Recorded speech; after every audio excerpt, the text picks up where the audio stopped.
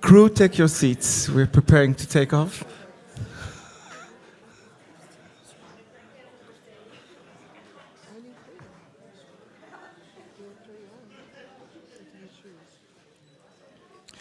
Good morning, everybody. Thank you so much for arriving this morning for our last plenary session in our series of plenaries. I hope you have had a great conference so far. Last day is always the best. So, we're going to start with a very special person for me personally, Julia Delamo. Julian is one of, she's a medical doctor originally, but she's also a brilliant researcher. And she's a brilliant researcher because her work always touches upon the needs of those who need it the most. When she was a professor of biomedical research in Madrid, she did an extensive work on migration and HIV, and not only for Spain, but for the whole of Europe. And I think touched the lives of many people who really needed that kind of work. And now as director of the Division of Control of HIV, STI, viral hepatitis, and tuberculosis with the Spanish Ministry of Health, she's actually doing quite amazing activistic work in tackling some of the remnants of discriminatory legislation in Spain, and she booked some actually impressive successes. So with Julia, you always work on basis of inspiration. So Julia, please inspire us. Well, Udi. Thank you, Udi. What can I say after that introduction? You've raised the expectations. Good morning, everyone, and thank you to AIDSImpact for this invitation to address such an important issue on HIV-related stigma and discrimination, and I hope I can share some promises, challenges, and I really want to congratulate you for your title, Power for Action now. It's very well suited for the situation we are in. I want to acknowledge some disclosures. As Udi has said, I'm not a social scientist. I am a medical doctor, quantitative researcher, and when I accepted this responsibility to become the director of the Division for HIV Control in the Ministry of Health in Spain, we were confronted with a number of challenges regarding primary prevention and the need to implement PrEP, secondary prevention and uptake, increase uptake of testing and decrease the undiagnosed fraction, and tertiary prevention to deal with the increasing numbers of people aging with HIV, developing comorbidities, mental health issues, and the challenges to care for people who were getting older and who had to access these facilities. And it was so clear that without a very determined and committed agenda on stigma and discrimination, these challenges were not going to be met. So even if it is not your primary goal to eliminate stigma and discrimination, which for most of us here is a goal on itself, it is instrumental for success. So it is also important to have that second vision in case you need to convince policymakers that are not as convinced as us that this is a primary goal. And in this process, I really want to acknowledge Maria Jose Fuster, who is sitting here in the second row, a proper social scientist and an activist and a friend, and a woman living with HIV who's been really my guide in addressing many of these issues. So Maria Jose, thank you very much. And Josep Assad, many of you know, has been key for the work we are doing for the Spanish presidency of the EU, and I will refer in a little while. You obviously need no convincing in this session that HIV-related stigma and discrimination have harmed people living with HIV and communities most affected with it from the beginning of the epidemic and still does. It has not gone away. And that the first responses to address stigma and discrimination came from people with HIV and from the affected communities who organized themselves, supported each other, looked after each other, and developed amazing responses, insisting on the rights, and they still do. They're still doing amazing work all over the world, and I will refer to what the community is doing in Spain. And this activism, which has been so unique in the HIV response, has changed the way we do public health, we do policy, and it has impacted art, transformed medical practice, and it has changed a number of laws and policies, though there are some that still needs changing, as Udi was referring. And from the 90s to 2015, and from 2015 to our 2030 goals on the elimination on AIDS, we have a number of commitments by international organizations that guide us on what to address, how fast, how well we are doing. And many of these indicators have included stigma and discrimination. And we are now currently in the context of the SDGs for 2030. All the SDGs have implications to the work we do, but I want to highlight two of them, SDG 3 on good health and well-being, and SDG 17 on reduced inequalities. And SDG 3.3 has the elimination of AIDS as a public health threat by 2030, which is an aim, though we are all very aware that this is probably a bit complacent and over-optimistic. And we've been guided with a number of indicators, the 95, 95, 95 testing and treatment indicators, the 10, 10, 10 societal enablers, and the reduction of HIV, stigma and discrimination to 0. And this is key if we want to achieve the 95, 95, 95, 10, 10, 10, and also the reduction of the new HIV diagnosis by 90% compared to the baseline of 2010 by increasing combination prevention that also includes PrEP. And this is very closely linked to SDG 10, I said 17 before, sorry, SDG 10, on addressing the need to reduce inequalities. And within SDG 10, SDG 10.2 inspires us to empower and promote social, economic, and political inclusion of all, irrespective of age, sex, disability, race, ethnicity, origin, religion, or economic or other status, and very closely to that, 10.3, to ensure equal opportunity and reduce inequalities of outcome, eliminating discriminatory laws, policies and practices, and promoting appropriate legislation, policies, and action. So it is all written. It's all written, and it's a matter of getting ourselves and our communities into implementing that. And the political declaration on AIDS in 2021, with this motto, End Inequalities, End AIDS, really addresses what many of us have been doing for the last 30 years.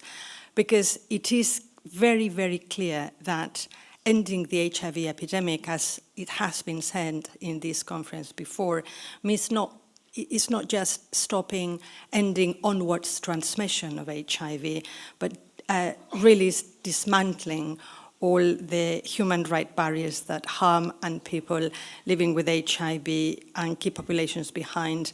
And I like when Maria José Fuster talks in public about this. She says, well, by 2030, I'm going to be here. So do look after us. Ending AIDS doesn't mean there's still many of us who have needs for our quality of life and for our rights, really.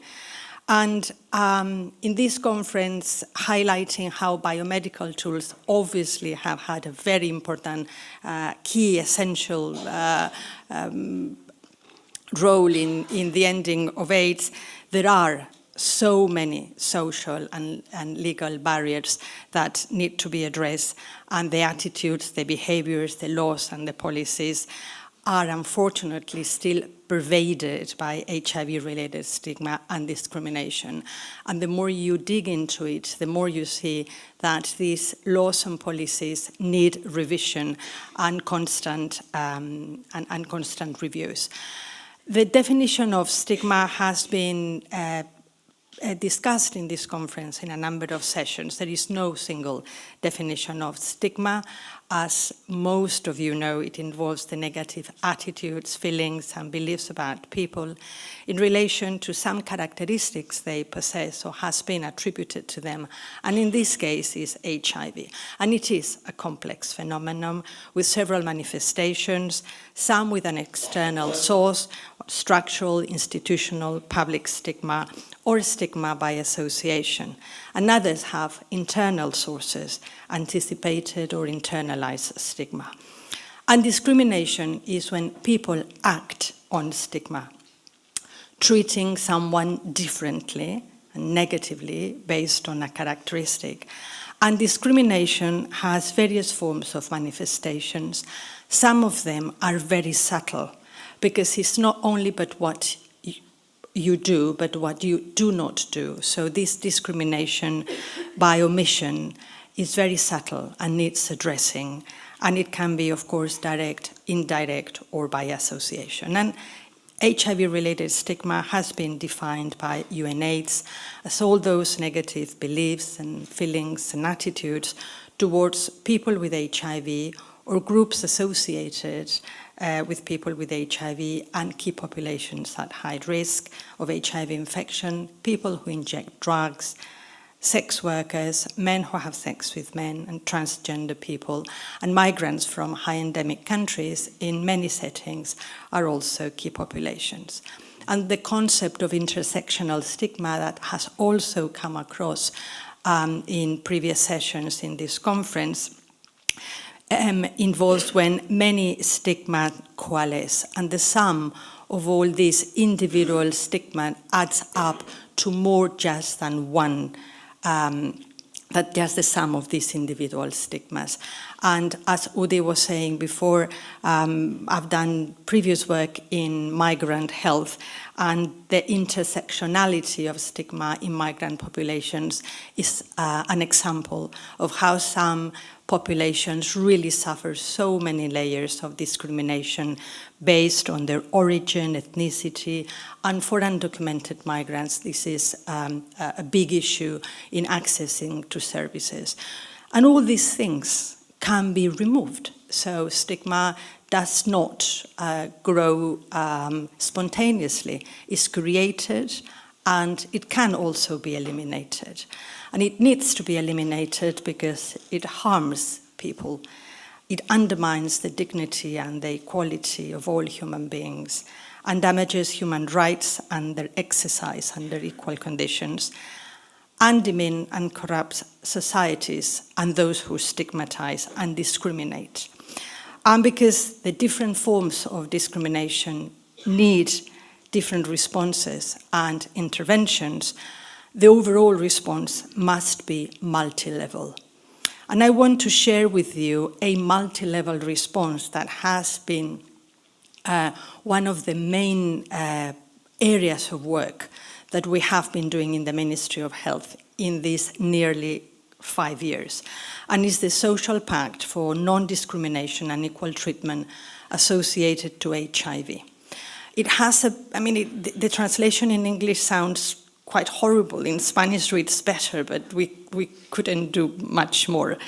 And this pact was approved on the 27th of November 2018 by the Minister of Health at the time.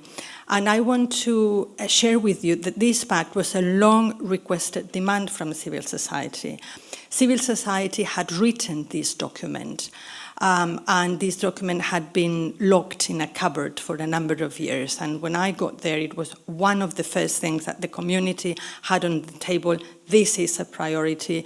So this is an example where a public administration, a Minister of Health, can work with the community. And in fact, it's a lot easier because they've done the work for you. You really, well, we had to reduce the size. It was 100 pages long, and that, I mean, it was a bit too heavy, but we did a lot of work, and this pact acknowledges the need to provide consistent and stable multi-sectorial and intersectorial responses to address structural discrimination against people with HIV, involving all actors, establishing alliances to address other forms of discrimination, be those by gender, sexual orientation, race, ethnicity, or other medical conditions. And this is very important because we all know that HIV has been a motor for change, not only about people affected with HIV, but also what happens to others, how can we inspire others, and this has been a model for action, and I have some examples of how this has been happening in Spain. So we've been working, we are still working as we speak. Only last week, a new legislation was approved in the official gazette to allow people living with HIV to have arms. Don't ask me why, but people with HIV were not allowed to have arms. That meant they could not work in private security. So you have to review all these things, and this only happened last week. So we've been working over these years, and this social pact aims to eliminate stigma and discrimination towards people living with HIV by actions by public administrations and political actors, the academic, the private sector, always in close collaboration with civil society.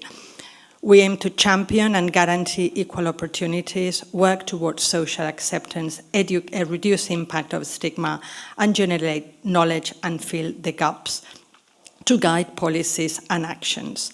And this is the first example that was put into place, an agreement signed by the Council of Ministers in November 2018, and this agreement by 7 of the ministries involved agreed to eliminate HIV as a disqualifier to access public service, both for civil and for military. People with HIV could not access the army. It was not clear people with HIV could not access the army, but there was a disqualifier, chronic immune deficiency that requires lifelong treatment. So this kind of caveats affected the rights of people with HIV accessing public service. So there was discussions with these ministries on all these public calls for exams for civilian and military officials. I mean, all of the public calls were reviewed by an interdisciplinary team integrated by members of NGOs working in HIV, and we reviewed all of this. It was very boring because all this wording, all this bureaucratic, I mean, it was, gosh, but it was done. After you eliminate that, it's gone. And we did that also for diabetes mellitus, for psoriasis, and celiac disease. And now there are more that are knocking on the door. Hi, why people with inflammatory bowel disease are discriminated against? Can we be judged equally? So this is opening the door, but it's not us doing that work, thankfully. So another example of action with other kind of actors, with health, policy, and social actors, was again an agreement of the interterritorial councils of health and social services for all regions in Spain. Spain is a highly decentralized country, it's like a federal state, and all these regions met and agreed that it is forbidden to discriminate anyone who is living with HIV to access care in a home for elderly people. Again, it was not clear, it was not written, we discriminate against people with HIV, but there were caveats into that allowed people to be discriminated. Now, this may still be happening, but people can challenge the system because there is a legal document that says to the home, you cannot do this.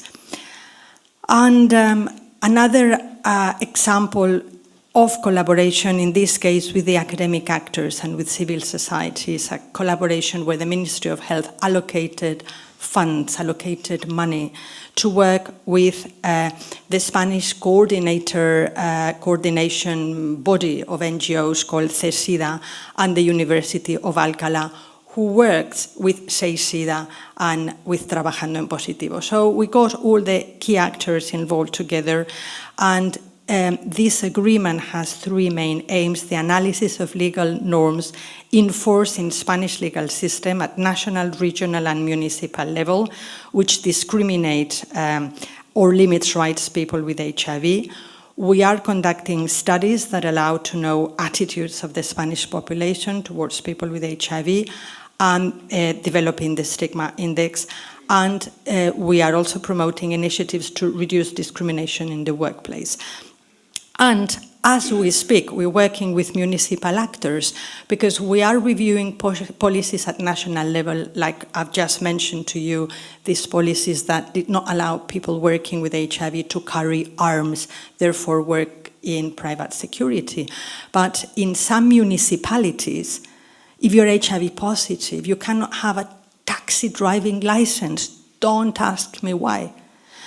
Or fire brigade in some regions. It's not all regions, it depends, because discrimination is random, and some of these laws are still imbricated, so you have to dig in and remove that. And people who discriminate are shocked. How come? I mean, this is ridiculous. So they're even shocked themselves. So we are doing this work as we speak, addressing this. And yesterday, Carlos Prats gave an amazing, I was so moved listening to you, Carlos, how in AIDSImpact, the work of this agreement can be shown in the study we're doing to inform about the evolution of attitudes and beliefs. We're also working with the private sector, and this is an example of collaboration with insurance companies. Insurance companies discriminate against people with HIV in accessing insurance. It's very important to access life insurance if you want to buy a house, have a mortgage, and access homes.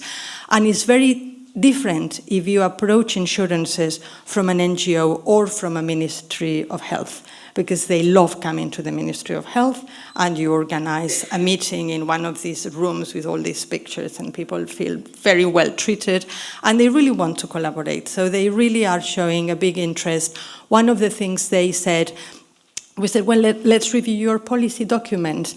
And this policy document still had that AIDS definition from the 90s. I mean, they're not updated. So we've produced an updated life expectancy of people with HIV now to show, as Ramon, one of our colleagues, was saying, you are losing customers.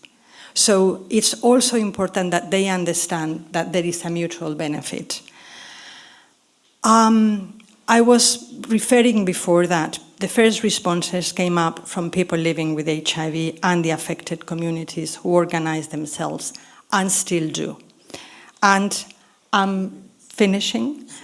Yeah, I'm finishing. And this is an amazing example, also within the social pact of non-discrimination, the first HIV positive pride that was conducted, I'm quite humble to say, in the world, but it's true, Maria Jose is in the world. The community of people living with HIV did this last year, 19th of November, with the motto, visibilidad igual a dignidad, visibility equals dignity, and they organized this amazing demonstration. It was a really, really moving day, but within the week of the HIV positive pride, we did a number of things. And one of the amazing things was the premiere of Círculo Rojo, which was a play which was shown as a premiere in the Ministry of Health. So it was a bit chaotic because we had all these people coming in the evening. The Minister of Health was in the front row, listening to these four actors, one of them a close friend of us who is not a professional actor. They had written their plays during the COVID pandemic, and they were expressing what discrimination was like for them. So it was an amazing act of activism and public health. And then the women came and they did Mujeres con V, women with a V. The premiere was in the Ministry of Culture, but we had the second opportunity. Some of these women, two of the women in the play, are still not visible. This is why one of them is covering her face with a wig. And it was also an amazing story of the women issues affecting stigma and discrimination. So this was really, really amazing, and I'm grateful I mean, it was great. So to end, all of this work gave us the possibility to promote having the elimination of HIV-related stigma and discrimination as a political priority of the Spanish EU presidency, which is starting 1st of July this year. And we had done all the work, but we needed the political support. And our previous Minister of Health, Carolina Darias, was very supportive. She really believed in this work and she promoted this, and now this is accepted. So this is in the agenda of the Spanish presidency, and we're working with ECDC, with WHO Europe, with UNAIDS, with SEICIDA on a technical document that will lead to the conclusions of a high-level meeting which will take place in Seville, 15th of September this year. And AIDSImpact has had the document. I think we've received your feedback already. We've got feedback of over 25 organizations. Many of you are here, so thank you very much. And we look forward to amazing conclusions and to move the international and the European agenda on stigma and discrimination. Thank you very much. Thank you so much, Julia. Please, take the opportunity, all the people on the sides, to come inside. There's plenty of room on the right-hand side of the. Wow.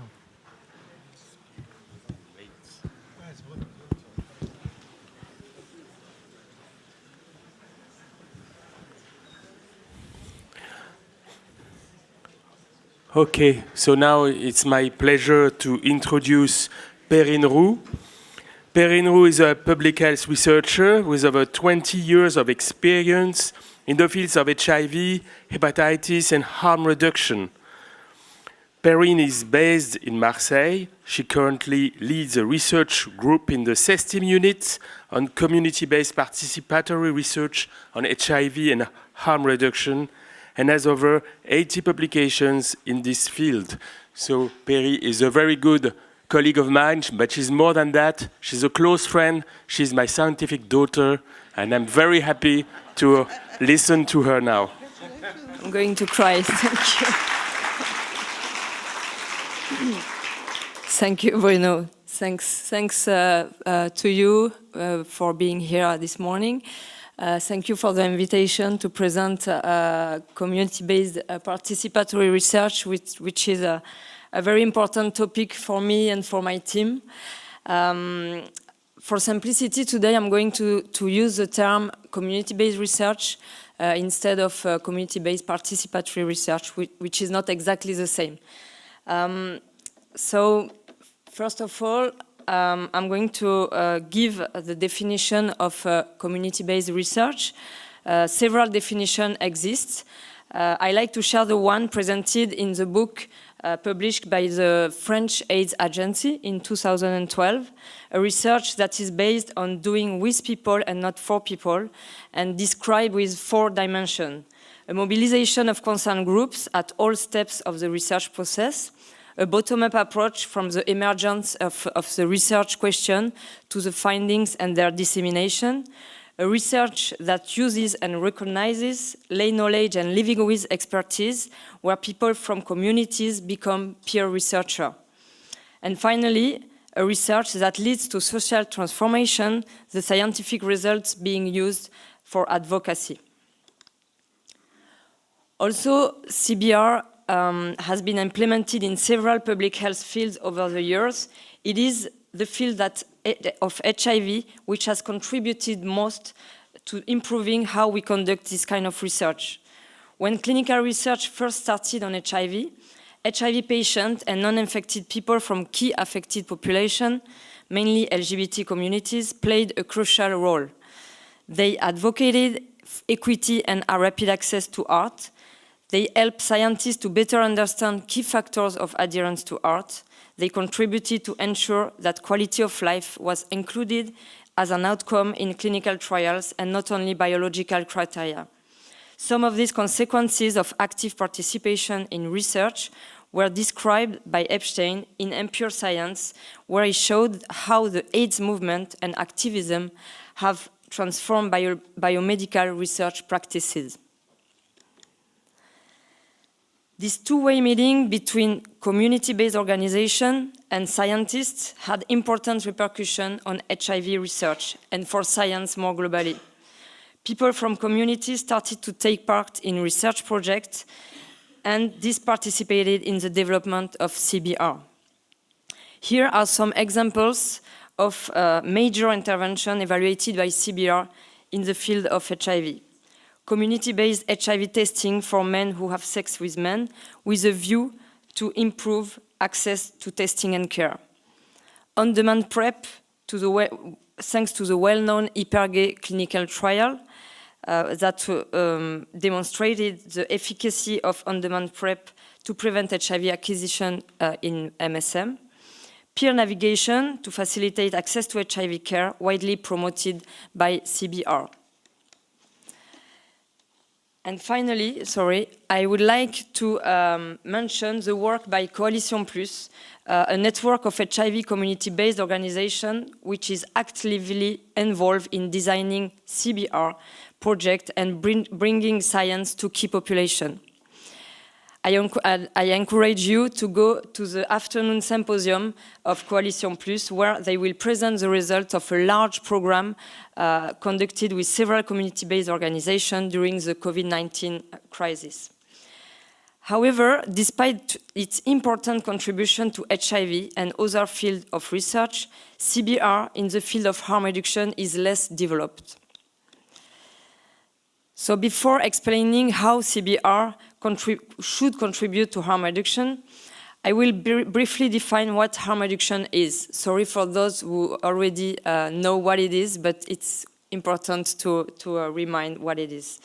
It is a public health approach that aims to reduce the negative consequences of drug use by implementing different strategies at the individual, local, and political level. It concerns all types of drug use, whether experimental, recreational, or problematic, whether someone is receiving care or not. It is a holistic and pragmatic approach that takes into account the individual in her globality. Beyond health objectives, harm reduction also has social and legal objectives. And it is a participative approach which implies social transformation. It is based on several principles: respect the right of people who use drugs, do not judge, provide the means to reduce risks, encourage drug users to be autonomous, go to meet people in their living environment, involve people who use drugs in the construction of harm reduction. Several harm reduction based interventions have already been designed and implemented in collaboration with communities. The best known are needle exchange program and opioid agonist treatment, and more recently, drug consumption rooms and drug checking. Despite this intervention, there is a place for great improvement in how CBR can contribute to harm reduction. In the following slide, I will discuss how CBR, in my opinion, should contribute to this field. First, CBR should help to reach minoritized and hidden population. This includes women. Women have always been less visible than men in harm reduction programs because of greater discrimination related to drug use and gender issues. Vulnerable population for whom harm reduction responses to date have been inadequate. Racialized communities and also the homeless population. Another interesting population, the psychonauts, the people who use drugs who are web connected, sharing information and knowledge about their drug use and their living condition. They are an interesting population to work with, as they have a great deal of experience-based knowledge and which can be shared with researchers. Second, CBR should contribute to harm reduction through the use of less stigmatizing terms. As the International Network of People Who Use Drugs explained clearly in its report, Words Matter, it is possible to decrease stigmatization by using more appropriate terms and language. For example, junkie. Junkie is a stigmatizing word, while the input recommend people who use drugs in order to recognize the person and not the behavior or the action. People with drug dependence instead of addict or drug abuser. People currently using drugs instead of the word non-abstinent or relapse users. People who previously used drugs instead of the well-known word clean. Regarding treatment for opioid dependence, communities prefer the term opioid agonist treatment to substitution therapies or replacement. In their opinion, effective treatment for opioid dependence is not simply replacing or substituting one drug for another. Another important contribution of using CBR in harm reduction should be the choice of more relevant research questions. Communities help us to look at problem or phenomenon differently.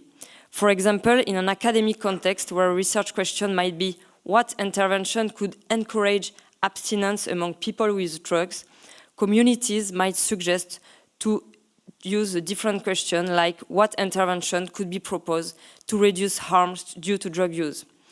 Another example would be how can we reduce stigma in access to care instead of how can we improve retention in care. Or instead of asking how can we encourage abstinence, we could ask how can we encourage empowerment. Another would be what are the positive effects of drugs instead of what are the negative effects of drugs. So if we are going to use these different types of research questions, we must use a suitable methodology to better understand not only individual factors, but also structural factors in drug use and access to prevention and care. One example is a socio-ecological model using an interdisciplinary approach, which has been largely promoted in many previous sessions in the conference.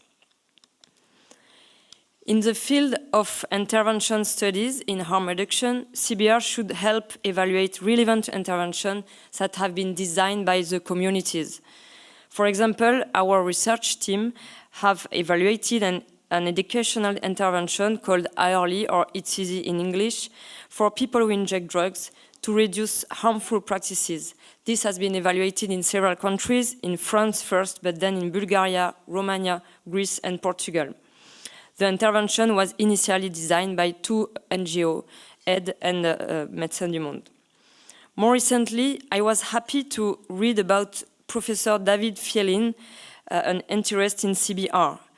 Dr. Fielin is a renowned researcher in the field of addiction medicine in the US, and specifically in an article from the last year, he called for CBR to help health system to provide precision medicine for people with opioid dependence in the terrible context of the opioid crisis in the US. Furthermore, our colleague Magdalena Harris, who is a sociologist at the London School of Hygiene and Tropical Medicine, recently proposed an intervention to develop training for care providers in order to reduce stigma. The final step of any research process is the dissemination of the results. CBR leads to social change by advocating scientific results. I will now give you 3 examples of CBR-related advocacy in the field of harm reduction. A few years ago, the Open Society Foundation advocated access to opioid agonist treatment, buprenorphine and methadone, by using publication, including ours, to help this advocacy. OAT needs to be still promoted, but it also needs to be researched. In order to do that, research projects advocating change in OAT need to involve communities, and this can be done through CBR.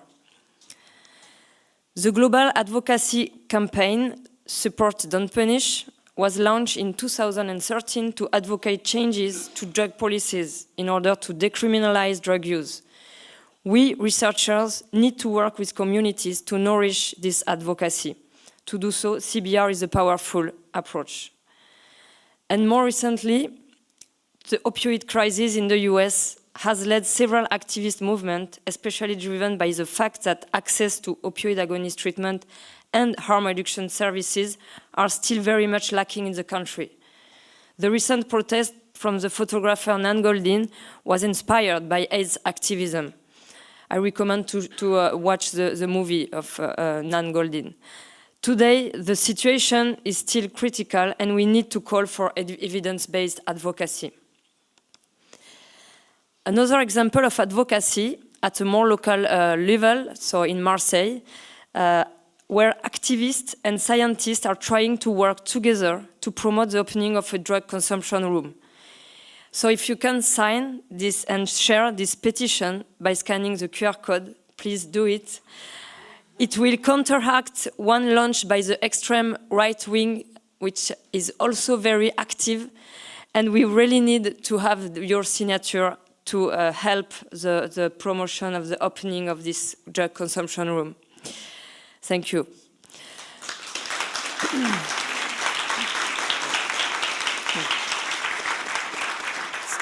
So, as another example, finally, I would like to share with you an initiative of our research team which created to help develop CBR in the field of harm reduction, a network composed with community-based organization and people who use drugs organization and research laboratories. It's called AREN, an interdisciplinary and community-based harm reduction research network. It has been developed out of a desire to pool academic experience and experiential knowledge in order to respond appropriately and effectively to the needs of people who use drugs. So the aim of this network is to improve the way of conducting CBR, to create links between researchers and communities, and of course to develop a competitive research project and evidence-based advocacy.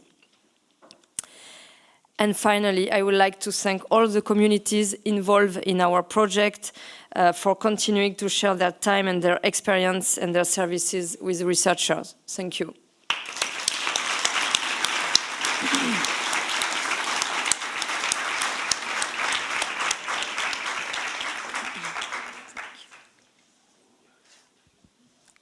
Thank you so much.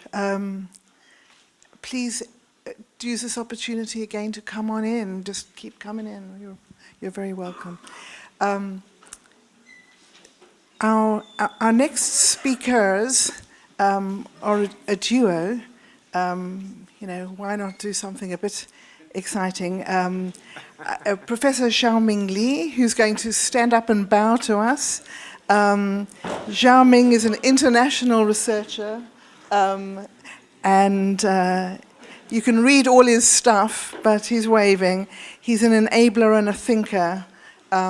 He's got international work all over the globe, and as an enabler, he feels that he should give his talk jointly with a very creative and exciting Dr. Banky Olatosi, and it looks to me like instead of two of them standing here, he's going to give directions from the audience, like the conductor, Andre Previn, and it looks to me like Banky is going to really tell us about the growing importance of big data, and the floor is yours. Thank you so much. Good morning, everyone. Thank you to AIDSImpact for inviting us to have a conversation on this topic. I would like to first set the stage. by saying that not everything about big data is bad. Big data does have something to do to help us improve our world, to help us improve the care of people with HIV, who are aging and deserve the type of care and quality of care that every other person should get. So I just ask that you listen to us and see what the opportunities are, and hear and trust and believe that there's some good that can come out of this. So thank you again for that. So I will go ahead and set the stage by acknowledging the work we've done so far in this space of funders. Oh, it's not showing. Okay. All right.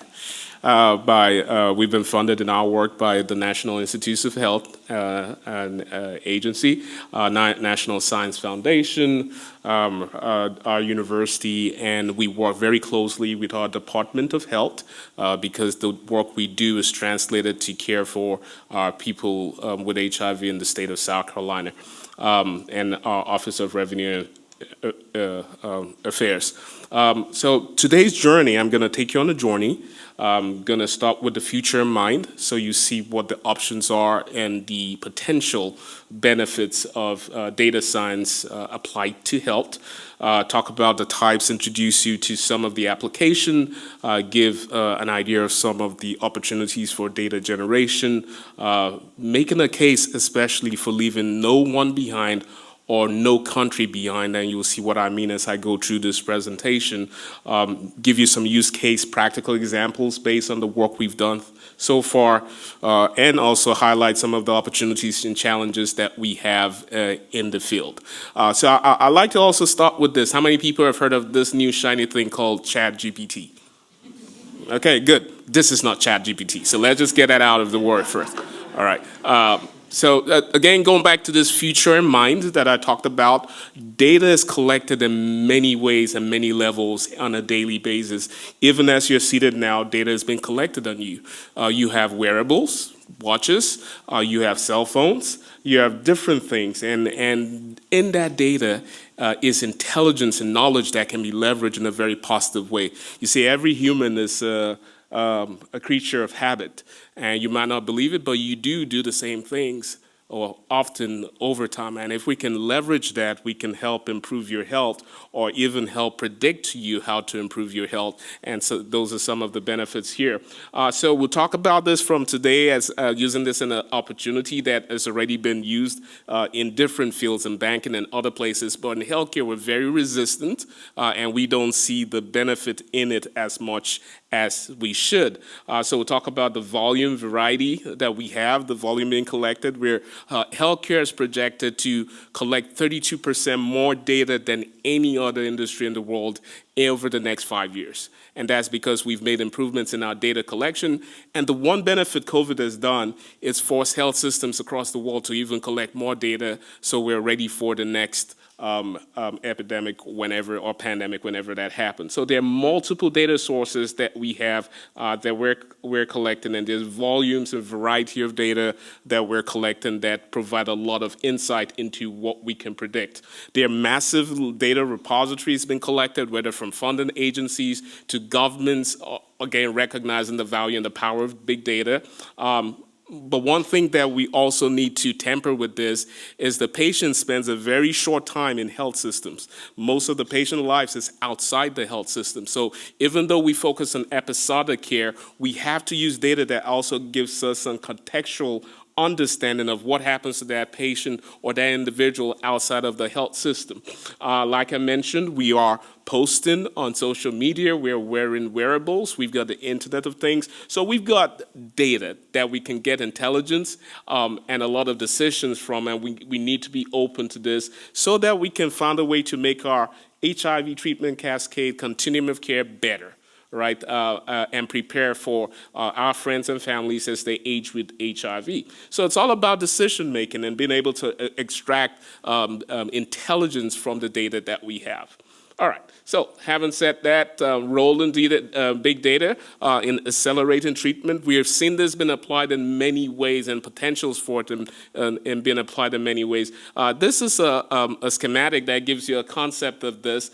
We can continually do what we call in big data active learning. We take the data and we feed it back into it, and what we learn from what works and what fails, we can use it to make refinements and make the treatments better, and we can do it in real time and faster and more quicker.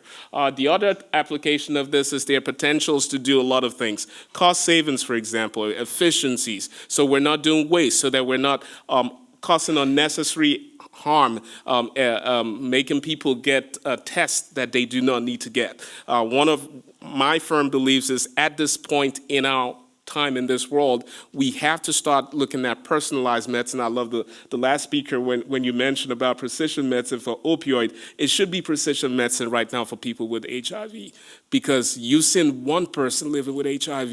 They have different things, different factors, different issues going on, and we cannot continue to do this generalistic approach to treatment. We're not going to get the best outcomes of care, and our old excuse was we didn't have the data. Today we have the data and we're collecting the data.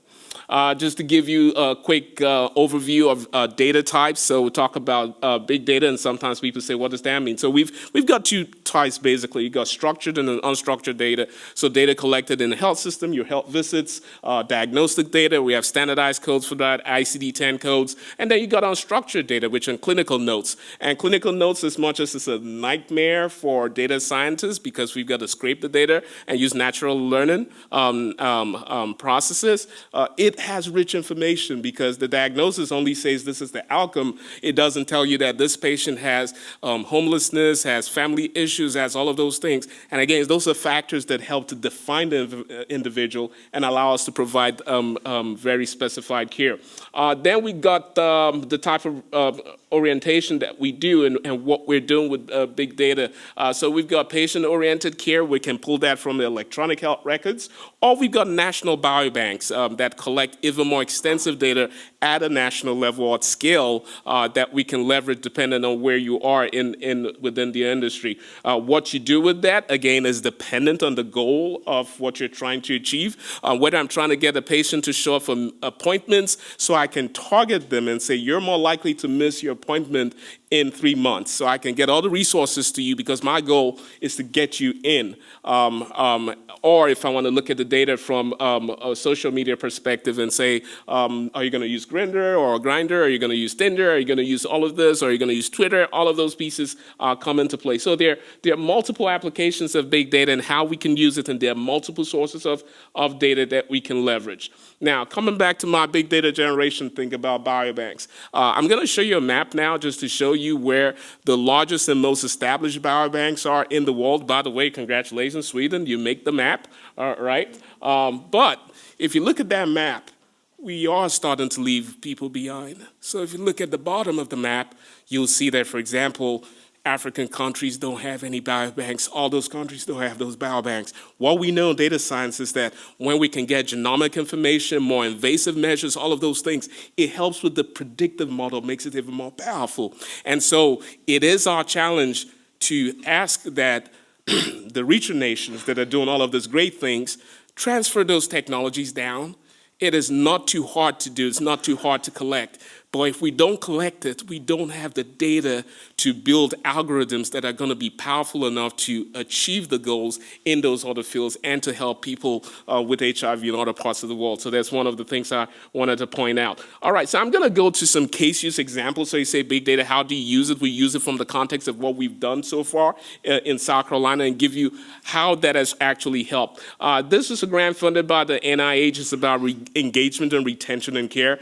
It is very difficult to find someone who drops out of HIV care in our health system. It's difficult, it's expensive, plus the individual is not getting the kind of HIV medical care that they need. So our goal is to see, can we predict for the provider when that person living with HIV sits in front of them, whether that person is going to drop out of care or remain in care. And if they're going to drop out of care, we want them to provide all the resources, additional resources to help. That person doesn't even know they're going to drop out of care. we know based on the algorithm that we've built. So that was our purpose. In this study, we looked at best ways to use machine learning methods to predict this classification problem of, are you going to be in care or are you going to drop out of care? And we wanted to look at methods that did that using historical data that had already been collected from our repository. And this basis was ending the HIV epidemic in the United States. So we looked at it from the viewpoint of taking surveillance, using surveillance data and using it to leverage treatment or maximize treatment. And then we also looked at it for data linkage purposes, so we can get people into care fastest and keep them in care, and also how we can look at missed opportunities, because this is the myth that people who get out of HIV medical care suddenly disappear. No. For different reasons, again, we've talked about in the conference, they could have been treated badly, there could be a stigma, they're still using healthcare. They're just not using HIV medical care, so they're not getting antiretroviral treatment. So they're willing to come into the system. What have we done to keep them away from HIV medical care? And so using the data and data science, we can use this to pull this back. So we looked at this and said, can we look at how we link and integrate our existing historical data from episodes of care that have happened to predict what the future health status would be, and then look at which of the models that perform the best based off of that. Now, how could we do this? And we do want to talk about what we have in South Carolina that gave us the opportunity to do that. By chance, in the 80s, I mean, if you know the United States, I'm from South Carolina. There's a unique characteristic of South Carolina. But what was unique about that is South Carolina does what we call name-based HIV reporting. So if you're diagnosed with HIV in the state of South Carolina, anywhere in the state of South Carolina, your name goes to the state government and it stays in the health department. That health department then takes that data and they connect your HIV utilization data, and any medical utilization that you do in the state of South Carolina can be linked. An independent body does that for us that is allowed by the state. They give that individual a unique identifier. We don't need to know who that person is for confidentiality and ethical reasons, but we need to have that unique identifier to see the temporal patterns, longitudinal patterns of what happens with that person's care. We then take that to build a model. So our starting point is all the data that is reported to the health department, which is about 21,000 people living with HIV. That is linked at the individual level. That data then, by law, all CD4 and viral loads have to also be reported in the state of South Carolina, so we get the CD4 and viral load test. We link that to hospital utilization data sets and other data sets, and then other contextual data sets. So we have a very robust picture of where that person is utilizing care, and we can connect, and we have it at the population level. This is a schematic of the data that we have in terms of where the data sources are being linked. So we've got from prisons, because people who are in prisons with HIV are still people. So we want to find out to make sure that the care they're receiving is the top care. We connect that to those who use social services, those who use hospitals, hospitalized, who use social services, emergency services. So this are all the data points that we connect and link across our system for this analysis. And we have our disease registries too. And this conceptually is what we do. We put all of those data together and we put it from a bucket perspective. We connect it at the individual level so we can find clusters of patients that look alike and do predictions based on those clusters, not just on the aggregate, but on clusters and to the individual level. So we pull all of the data sources together and we linked it under the data project, and we brought it to that point. This is what our results were in terms of our methods. We were doing a classification problem in this case analysis. So we were reducing high volume, high dimensionality data sets. We had over 3.7 million rows of data. Classification problem is whether you're in care or not in care. And then we use several algorithms to see which are the algorithms that work the best. Just gives a schematic of some of the algorithms we use for our tenfold validation. This is the results, and this is why it's important, because oftentimes standard statistical measures do not do not do well with nonlinear combinations, right? So if you have multiple combinations of features of variables that predict someone's behavior, standard models don't do well with that. Machine learning models do better with that, and so we're able to do that. So this shows our random forest decision tree classification. We can see the combinations.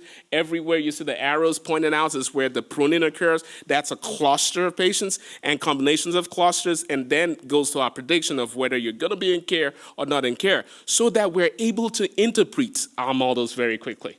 All right, we got some of our other pieces, neural networks, prediction performance, again, giving us an idea of how well it's predicting recall bias. And then this is the clinical and policy implications of this. We want to know who's likely not to be in care. Again, engage with our providers on that. Second example, we're doing viral failures, blips, for, again, a very unique set of patients that fail regardless of the regimens that they have. Can we use that? Can we predict that? So before they fail, we can intervene. So we can measure what's going on with those viral rebounds and look at different data sets. Other things that we use the geospatial big data to see what happened with COVID in terms of facility utilization, where people stopped going, where people stopped showing up. We use social media data to track population movement, cell phone data to see what was happening across our systems. We created dashboards that we could use to look at connectivity and person to place patterns of behaviors. Finally, we looked at utilization distribution of which facilities were we not finding people with HIV going to prior, after COVID occurred, so we can actually look at things we could do. So, as good as this sounds, there's still barriers, opportunities, and things we can do and improve on. Access to data is really still difficult. The data we talked about that we produce now, it took us on average 2.5 years to negotiate agreements to be able to get access to that. They all sit in different organizations and systems, and yet if we're going to truly take care of the individual, we need to bring all of those data pieces together. Data sharing is still a challenge, the complexities of the data, but there's hope. There's hope that if we do this and we do it on a scalable way, we can get to the point where we truly can provide precision medicine to persons living with HIV, such that I can predict if you're going to have a heart attack. Why? You've been watching a watch that collects information on a daily basis, on a hourly basis, on your heart rate, on different things. And it can be sent to your doctor's office such that when the heart attack wants to happen, there's an ambulance in front of your door waiting and saying, hey, it's about time. Come on, let's go. All right. So in summary, this is my challenge. It's not if, but how are we going to leverage data science and how are we going to use it? It's not when, it's now. It's for us to start now, to start using it.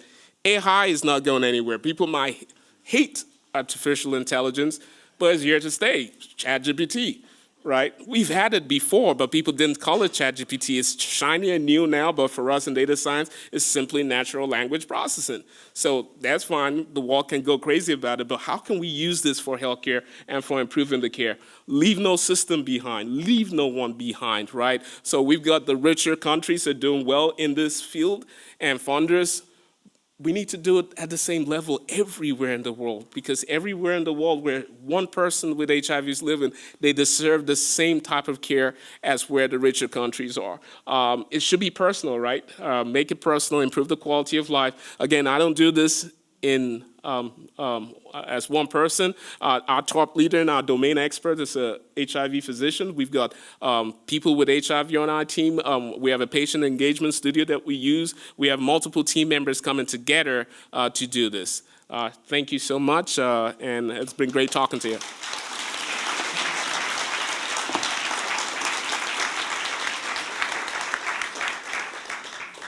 Thank you, Banky. I've now disconnected my watch, my phone, and I'm going to chair from underneath the table. Wow, okay. And then in every conference you have a moment when you have somebody amazing who's going to talk to us next, which just shows a slew of amazing talks this morning. Rena, Janamnuaysook, who's going to join us from Thailand. It is just such a pleasure and a privilege. You can all see from the website the work and the innovation and the leadership she's shown in Thailand in her region and in the world, and we look so forward to your talk. Thank you, Rena. Thank you very much, Professor Laurentia and the organizing committee for giving me this opportunity to speak. So it's my first time attending the AIDSImpact conference. So I will bring back about this experience and share with my colleagues here in Bangkok, Thailand. So my presentations today will be around the roles of the key population-led health services in HIV response in Thailand.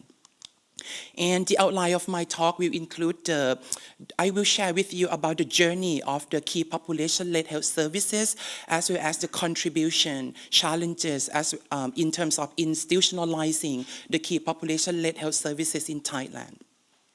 So this presentation showing you about the journey of the KP-led health services in my country, Thailand. Starting from your left-hand side, you can see that like other countries in the region, Thailand, and also in Thailand, the roles of the community-led or community-based organizations were very limited and were focusing around outreach activities. In 2011, the community-based organization in Thailand, they were thinking about how are they going to bring the HIV services to the community where they live.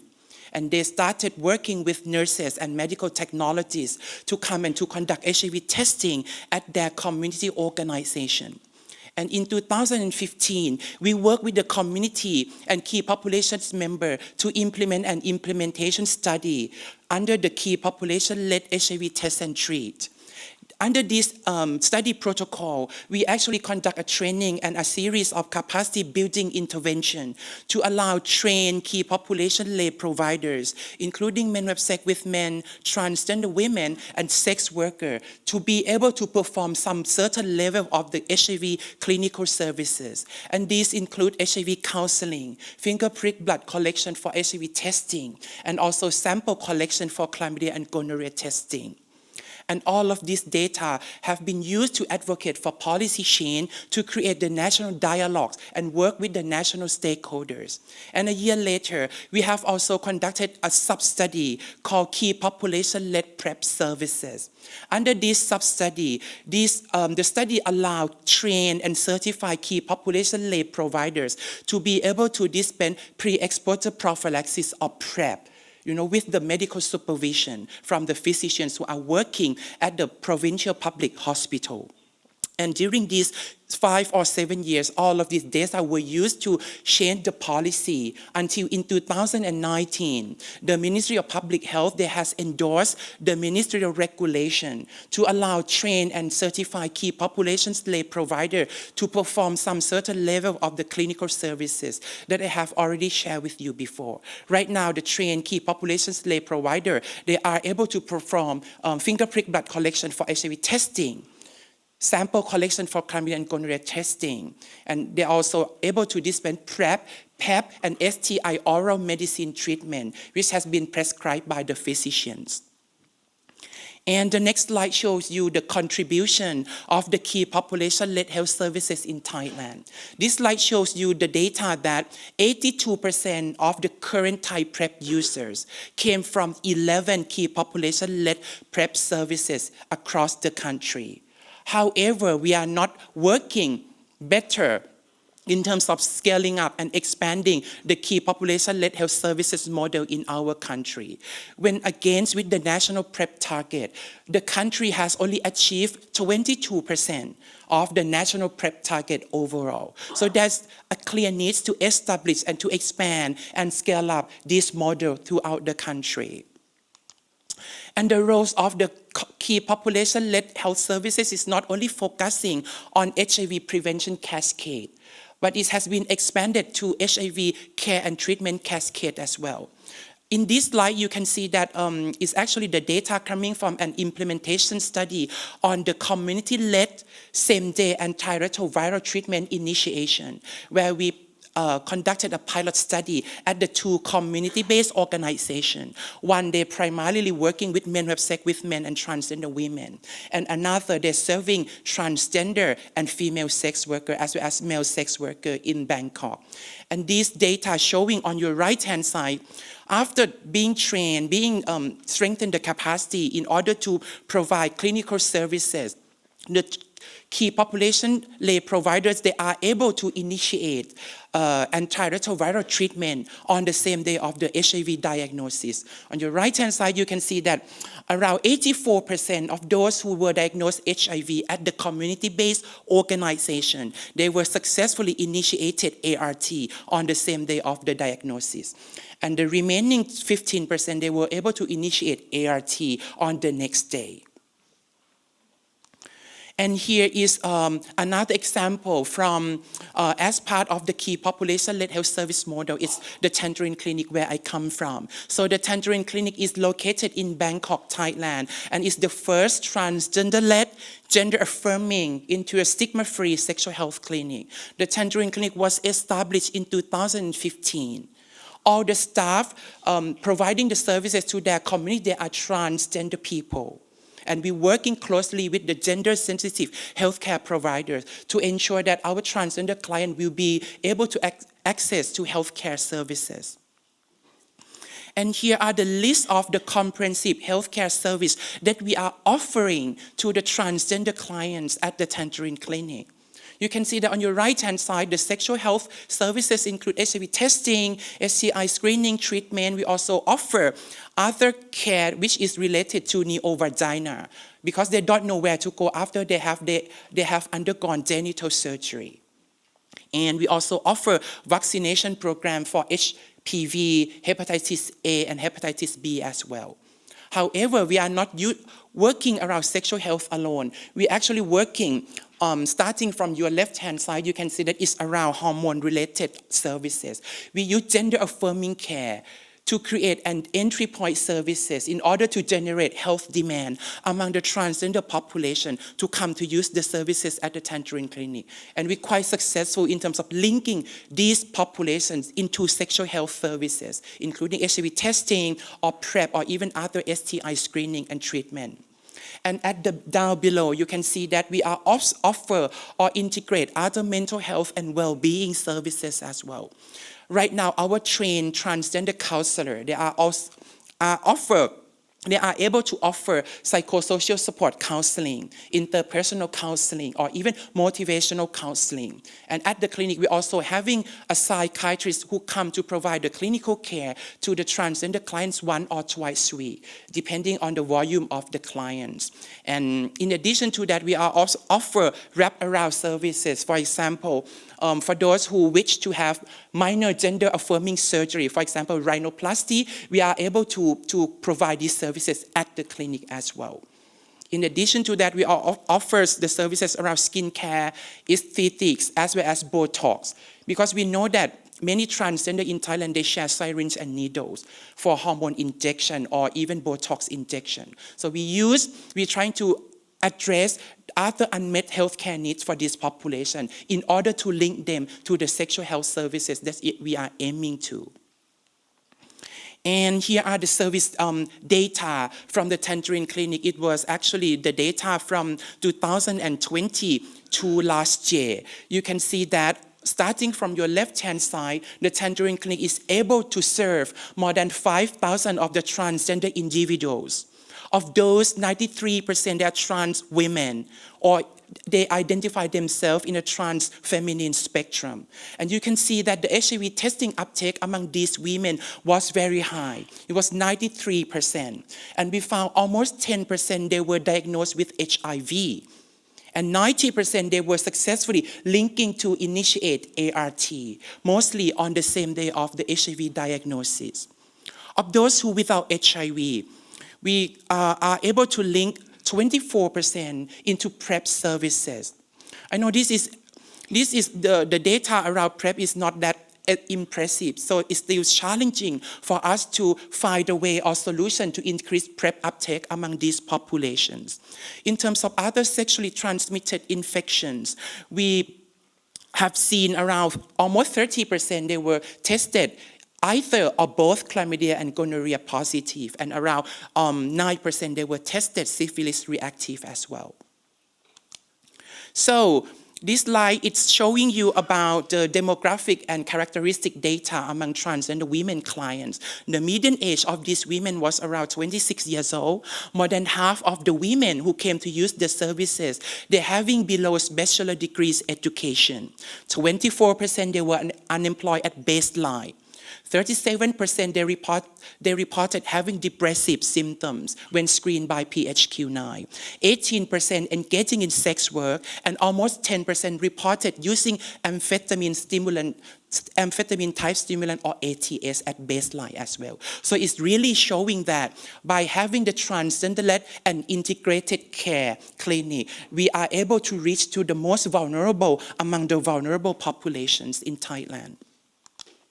And here, I would like to share with you about the first national initiative that we launched, the first transgender PrEP specific campaign. Because in the past 10 years, all the PrEP programs or campaigns were focusing around men who have sex with men and other gay men in the country. So we thought that while leaving these women behind, we should do something. So we have collaborated with other national stakeholders, including the Bangkok Metropolitan Administration and Ministry of Public Health, as well as USAID and PEPFAR, to launch PrEP in the City campaign. I know if you are at my age or older, you may be familiar with Sex in the City, right? So we kind of feature 4 different characters of Thai transgender women, you know, in this campaign. And they represented different backgrounds of transgender women. They can be transgender office worker, transgender youth, transgender celebrities, or even transgender sex workers. And PrEP messages have been integrated positively as part of their daily life. We use the messages, we're not stigmatizing PrEP, you know, with the transgender women, but we use PrEP as part of empowering messages in order to increase access to PrEP services among these women. And this is some of the PrEP in the City campaigns material that were disseminated and promoted throughout Bangkok metropolitan area as well. And at the clinic level, we also used the gain frame counseling for PrEP, because we thought that when offering PrEP to the transgender women, we also, healthcare providers, they also forgot that sometimes they're just stigmatizing, you know, without intention when they offer PrEP to the transgender clients. So we just developed a set of gain frame counseling messages for PrEP specifically. And we tested at the Tangerine Clinic, and we found that by using the gain frame counseling approach for PrEP, they are really to increase the PrEP uptake among the transgender women who came to visit the Tangerine Clinic as well. And here's the data that were presented at the International AIDS Conference last year in Montreal. We were able to increase PrEP uptake among those women who perceived themselves at HIV risk, or those, and also those who did not. Because as a screening, normally you're going to use the HIV risk behavior questionnaire, right, to screen all the eligibility criteria in order to make sure that that individual, they are appropriate for PrEP or not. But without intention, we really stigmatizing our populations and our clients at the clinic. So we just starting again that by using the gain frame positive messages to encourage and empower the individual in order to empower them to make their informed decision whether or not PrEP is right for them. And I think in 2019, we have seen, especially during the COVID-19 pandemic, we have seen the emerging health needs among the transgender population that we are serving. It's mental health. So we thought that, so while the transgender peer counselors and staff, they are offer other services, why don't they offer this mental health service integration? And we also conducted an implementation study to see the feasibility and acceptability around mental health service integration at the Tangerine Clinic. And on your right-hand side, these are the data that were shared by after the transgender-led depression screening was conducted. And we have seen the data that around almost 20% they reported having moderately severe or severe depressive symptoms. It's also alarming to see that around 8% of the transgender clients, they endorse suicide items in the PHQ-9 questionnaire as well. So, when we have been implementing the Tangerine Clinic as part of the key population-led health services, the model of the key population-led health services has been expanded through different mechanisms of collaboration. Right now, we have collaborated with many civil society organizations and other development agencies to expand the transgender competent care and key population-led health service model throughout the region. It's also other countries, especially in low and middle income countries, in order to replicate the key population-led health service model in their countries as well. And these are the data was shared by Dr. Nini Thun from Myanmar. They actually replicated the model that we are doing at the Tangerine Clinic. And when she went back home in Myanmar, she was able to establish a transgender clinic called DAISY. And the clinic was open during the COVID-19 pandemic, as well as it was also during the political unrest in the country as well. But these data showing to you were very impressive. You can see that 100% of those who diagnosed with HIV, they were able to initiate ART. And 60% of those without HIV, they were successfully enrolled in PrEP services as well.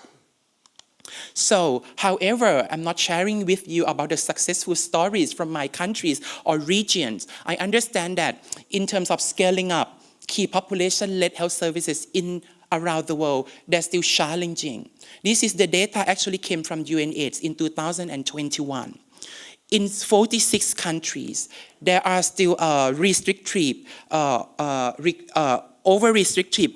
requirement for HIV care that need to be conducted at facility-based organization only. And in 66 countries, there's a lack of social contracting mechanism or other financial mechanism to support the community-led organization to deliver the HIV services.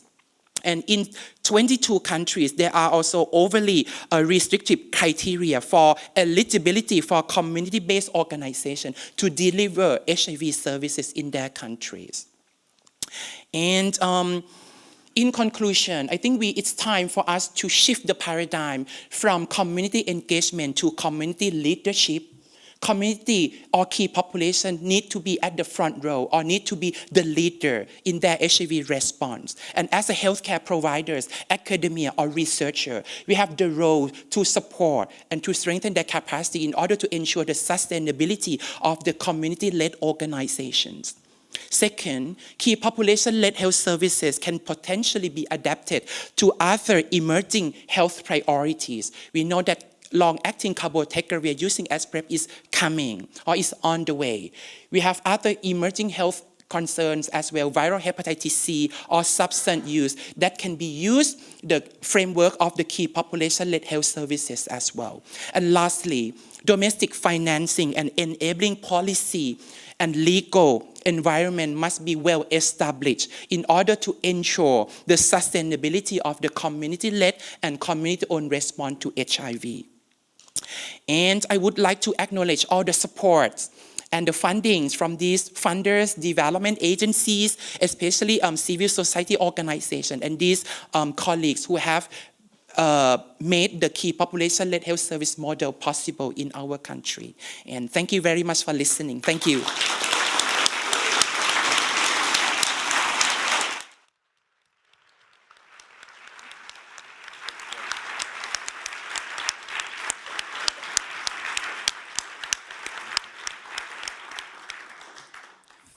Well, thank you to all our speakers and to the chairs. We actually have about 4 minutes before tea and coffee.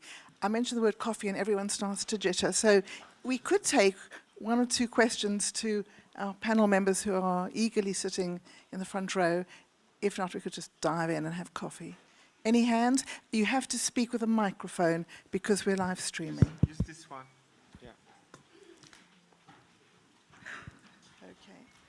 Dr. Catalan. Thank you. I wanted to ask the big data speaker, Banky. I think it's fantastic what you've said, but my concern is who owns the data? Imagine Uganda government had this, or Putin, or a Trump-led administration control the data, or even insurance companies. So how can we guarantee that it's not being misused or used for discrimination? So the data ownership, there are laws guiding the use of the data. HIPAA guides the use of the data. The patient owns the data. But even the data that we use, it's not subpoenable. So we have restrictions from a research perspective where you can't sue us, or the government can't sue us to get. So there are all of those built in, which is a challenge because NIH, for good reasons, now wants data to be fair and accessible, but that data is so confidential and so high that we can't make it available. You can go back and ask for it, and they're going to kind of put barriers to it, again, to maintain patient confidentiality and privacy, but that's just the nature of the things that we do. So yeah, those are important problems or issues that we have to focus on, ethics and patient privacy. Thank you. Any more? Stunned and shocked? Well, let's call this session to a close then. Thank you, everybody. We look forward to a final and very productive day.